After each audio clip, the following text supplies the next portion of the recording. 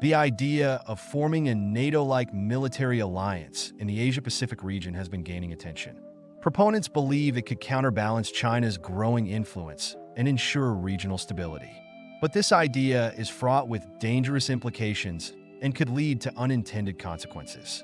First, let's consider the complexity of the Asia-Pacific region. Unlike Europe, the countries here are incredibly diverse, politically, economically, and culturally. Trying to unite these nations under a military umbrella is not only impractical, but could also deepen existing divisions. Countries like Japan, South Korea, and Australia have their own interests, often competing or at odds with their neighbors. And any attempt to create a unified military bloc would only intensify geopolitical rivalries. Now think about China's perspective. As a rising global power, China would view such an alliance as a direct threat to its national security. A military coalition in its backyard would likely be seen as an attempt to contain its influence. This would almost certainly provoke aggressive responses from Beijing. We could see an arms race develop, with China ramping up its military spending and building alliances of its own, perhaps with Russia. The result? Increased tensions, miscalculations, and a higher risk of conflict. Exactly the opposite of what such an alliance would hope to achieve. Then, there's the impact on diplomacy.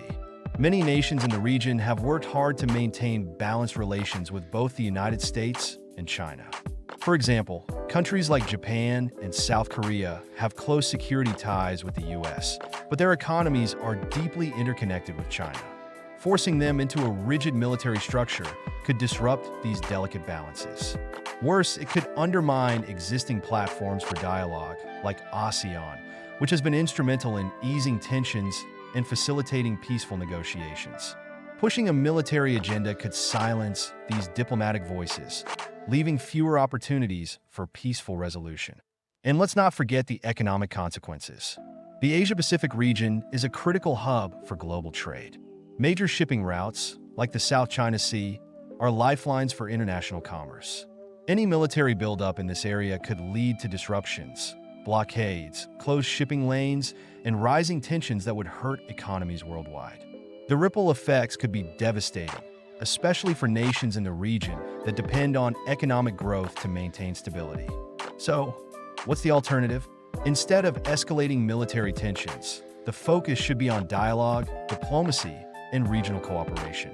The key to stability in the Asia-Pacific is not replicating military structures from Europe, but fostering multilateral security arrangements that respect the diverse interests of all nations involved. By promoting mutual respect and understanding, we can avoid turning the region into a powder keg of military tensions and economic instability. In conclusion, the proposal to create a NATO-like military alliance in the Asia-Pacific isn't just impractical, it's dangerous. The risks of heightening tensions, destabilizing economies, and provoking large-scale conflict far outweigh any perceived security benefits.